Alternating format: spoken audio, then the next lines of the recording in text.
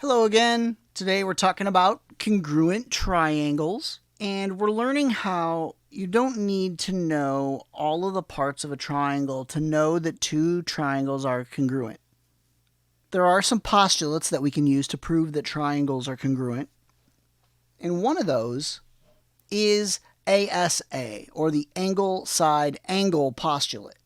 And what that says is that if two angles and the side between them of a triangle are congruent to two angles and the side between them, then the two triangles are congruent.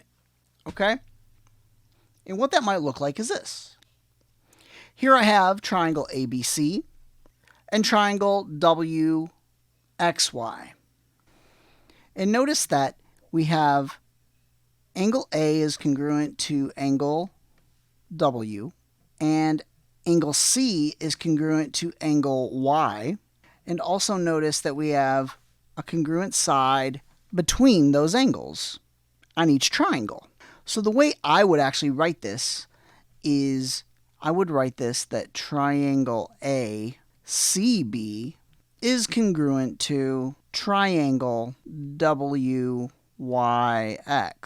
because I start at the top and I just work my way down using my angle, my side, and my angle to prove that they are congruent. So I would say that these two triangles are congruent because of ASA. You want to make sure that when you are naming a triangle and naming the postulate or theorem that you use, that if you use ASA, that it's always a side between two angles. Notice here that there is a side that is marked as congruent between the congruent angles. There's also a theorem that we can use to prove that two triangles are congruent, and it's called the angle-angle side theorem, or angle-angle side. And what that says is that if two angles in any side of the triangle are congruent to two angles in any side of another triangle, then they are congruent. So what that might look like is this. Here I have two triangles. I have triangle JKL and triangle MNO. And if I wanted to write a congruent statement, I could say the triangle, if I want to start with J, we'll go this way. So we have JKL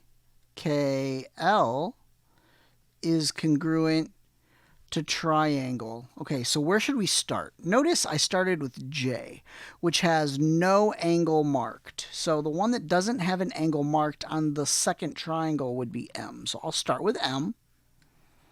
And I went up the triangle, so I will next go to N and then end it with O. All right? Now, notice that I have angle K.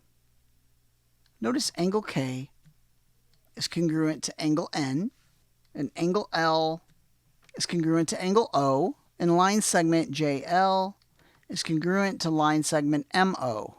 Also notice that this side is not between the two angles.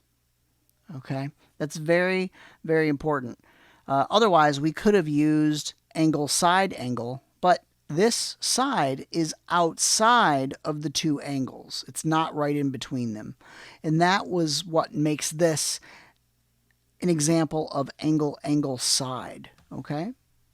So I would give my reason why these two triangles are congruent as angle-angle side.